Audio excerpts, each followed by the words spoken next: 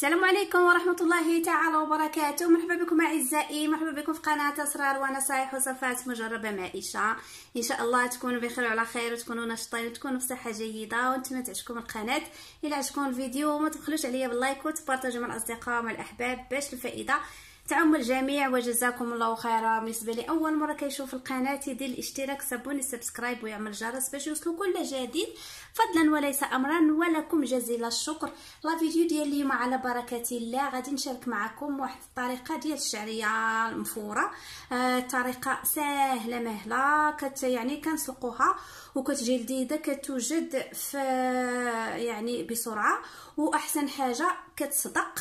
بالنسبه للمكونات اللي غادي نحتاج للدجاج غادي نديرو هو الاول باش ندوز للشعريه. هنا عندي قطع ديال الدجاج على حسب الكميه، كل واحد وعلى حسب الكميه اللي باغي.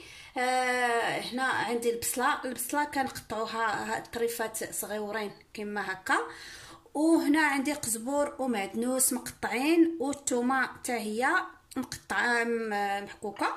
وبالنسبه للتوابل غادي نحتاج في هاد الوصفه، هنا عندي الخرقوم، وهنا عندي الابزار اللي هو الفلفل الاسود، وهنا عندي سكنجبير والعود ديال القرفه، ممكن نعوضوا عود القرفه بالقرفه غبره. وهنا عندي هنا قزبور يابس مطحون، وشويه د الملحه اللي غادي تكفى ليا هذا العناصر هادو. غادي ناخذ طنجره ديال الضغط، غادي ندير فيها قطع ديال الدجاج هما الاولين. بالنسبه لهذه الطريقه هذه ما كنشحروش الدجاج، يعني ما غاديش نشحرو نهائيا، غادي ندير هاد المكونات كامله في مره.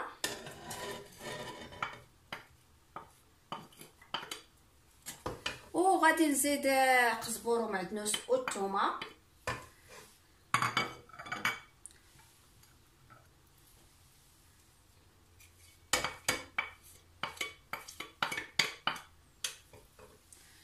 وغادي نزيد هاد التوابل كامله.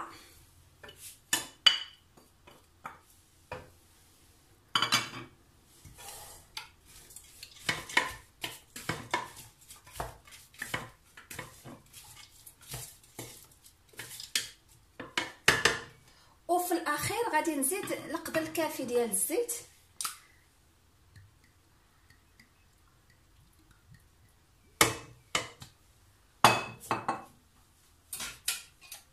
وغادي نسد الكوكوط ونديرها على نار مهيله بزاف ونخليها حتى طيب. بهذه الطريقه هذه كتجي اللحم او الدجاج كيطيبوا وكيتعسلوا، وان شاء الله غادي ندوز المرحله ديال الشعريه.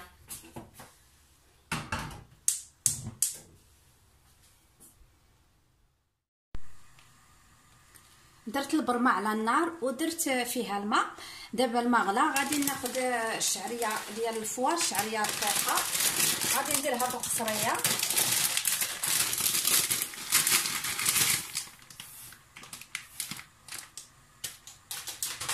تقريبا انا عندي نصف كيلو ديال الشعريه، غادي نزيد ليها ربع كاس ديال الزيت المائده،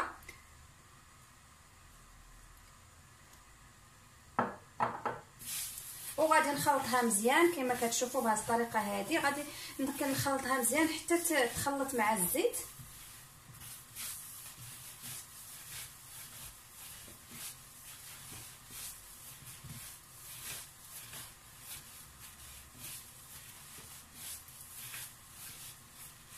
من بعد ما خلطتها غادي نديرها في الكسكاس، هي كما كتشوفوا راه عامره بالزيت. كنكثر ليها الزيت واحد شويه باش ما تجيناش معجنه.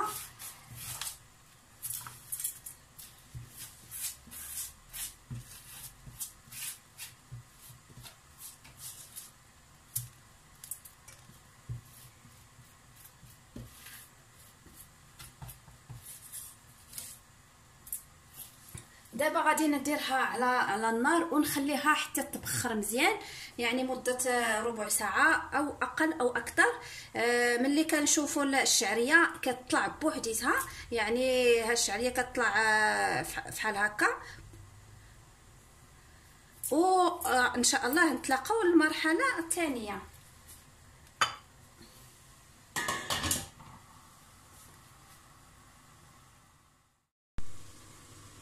ها هي الشعريه تبخرات مزيان كما كتشوفوا. كما قلت لكم في الاول، قلت لكم حتى تطلع. ها هي كما كتشوفوا، ها هي باينه. ملي كطيب مزيان الشعريه كامله كتطلع للفوق بحال هذه الطريقه هذه. ها هي كما كتشوفوا. وهنا الماء مغلي. دابا غادي ناخذ الشعريه، غادي نخويها في هذا الماء هذه باش تصق. بسم الله.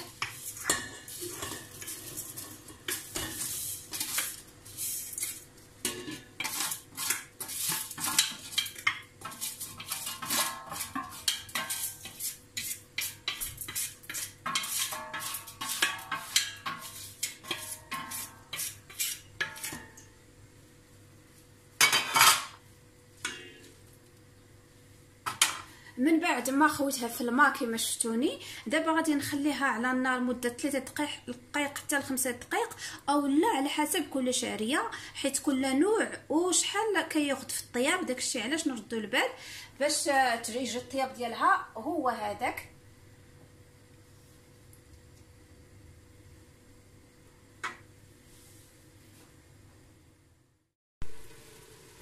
من بعد ما طابت الشعريه غادي نطفي عليها وغادي نصفيها. ها هي كما كتشوفوا راه طابت وشربت الماء وشاده في راسها، يعني ما معجنه ما والو. دابا غادي نصفيها باش ندير ليها العناصر الاخرى.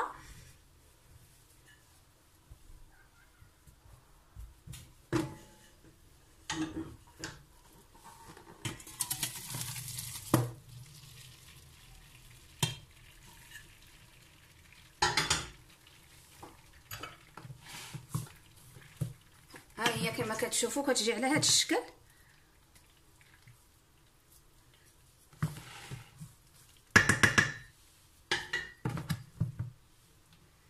دابا غادي ناخذ القصريه، غادي نخوي فيها الشعريه.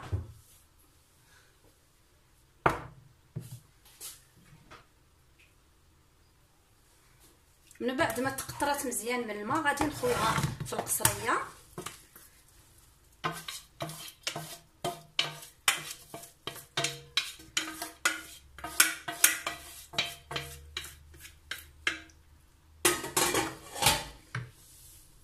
وغادي ندير ليها الملحه الكافيه، ما نكثروش ليها الملحه، مع غادي نديروا ليها هذا الزبيب، وغادي ندير شويه ديال السكر.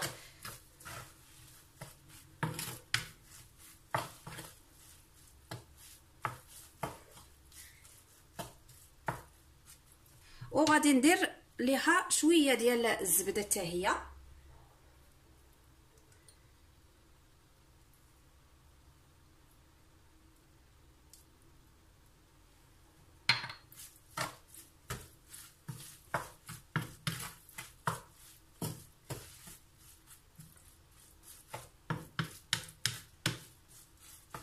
وغادي نحطها حتى تشرب هاد شويه د الماء اللي بقى، حيت واخا تقطرات كيبقى فيها شويه ديال الماء مازال. دابا غادي ندوز للمرقه. بالنسبه للمرقه ها هي طابت، ها هي. دابا غادي ناخذ اللحم، غادي نحيدها من العظومه بهذه الطريقه هذه، ونحيد العظومه ونخلي غير اللحم في لاصوص. وغادي نخلي لاصوص غادي نرجعها للنار باش تعسل. عاد ان شاء الله نطفي عليها.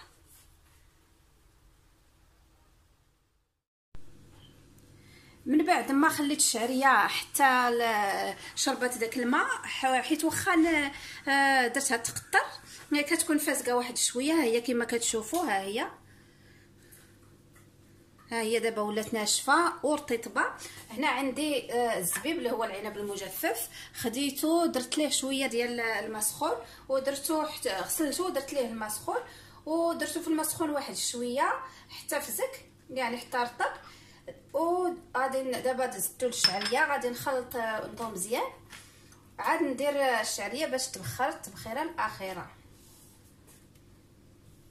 ها هي كما كتشوفوا راه ما جاتش لا معجنه لا والو. ها هي جات رطيطبه ومفروزه، يعني طريقه سهله مهله وكتصدق.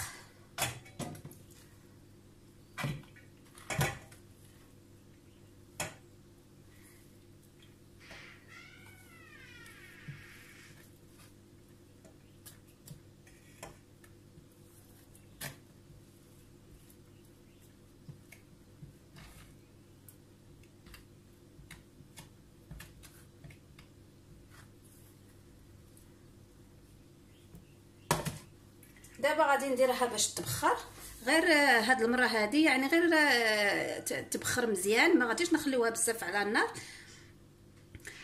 وان شاء الله نتلاقاو في الطبق ديال التقديم ان شاء الله.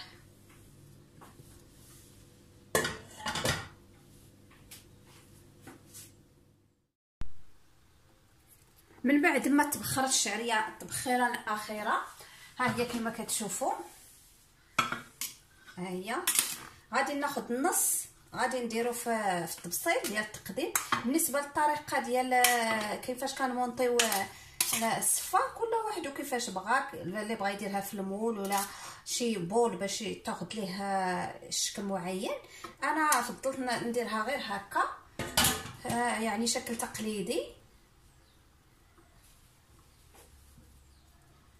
ها هي كما كتشوفوا راه كتجي مفروزه وكتجي يعني كتصدق. وبالنسبه لهنا عندي البرقوق معسل، وهنا عندي اللوز مرقد في الماء وقليته في شويه ديال الزيت، وهنا الزنجلان، وهنا عندي شويه ديال السكر كلاصي، الزنجلان محمر. بالنسبه حتى للتزيين كل واحد وكيفاش كيزينها، يعني يكون اختياري. كاين اللي كيدير ليها غير السكر والقرفه بوحدو، يعني كل واحد وكيفاش كيزين. من بعد ما عسلت كما كتشوفوا المرقه، غادي نديرها في وسط ديال الشعريه.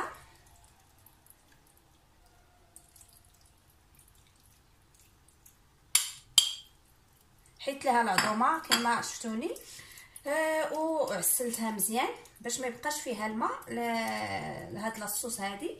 ومن بعد ما درت الطبقه ديال هذا المرقه، غادي ندير ما تبقى ليا ديال الشعريه فوق، يعني غادي ندفن هاد المرقه.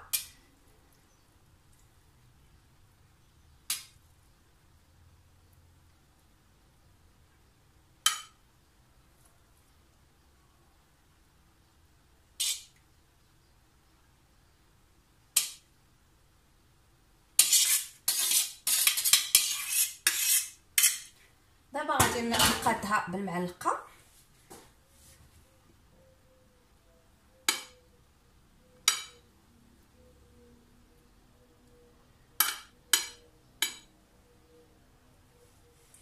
وغادي ناخذ البرقوق، غادي نديرو في الزنجلان ونحطو في الفوق ديال الشعريه بهذه الطريقه هذه. وغادي نزينها باللوز حتى هو. ممكن نعوضو الزنجلان هذا، نعوضو البرقوق بالمشماش حتى هو كيجي زوين في الصفه.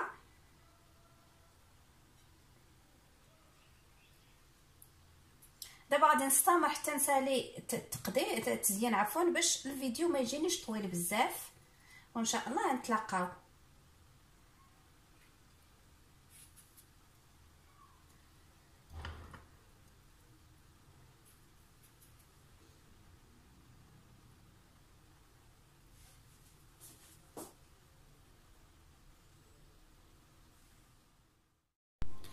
ها هي من بعد ما قديتها كما كتشوفوا، درت لها شويه ديال القرفه، وهنا السكر كلاصي درت غير شويه، حيت كل واحد وشنو باغي، واش يعني غنحطو مازال مع الصفه، حيت ماشي كلشي كيبغي السكر. نتمنى تجربوا هذه الطريقه هذه وتنال الاعجاب ديالكم، حيت فعلا كتجي ساهله مهله وكتصدق. وان شاء الله نتلاقاو في فيديو جديد ووصفه جديده وفكره جديده في القناه، وخليتكم في امان الله وحفظه ورعايته، والى اللقاء في فيديو قادم بحول الله، ومع السلامه.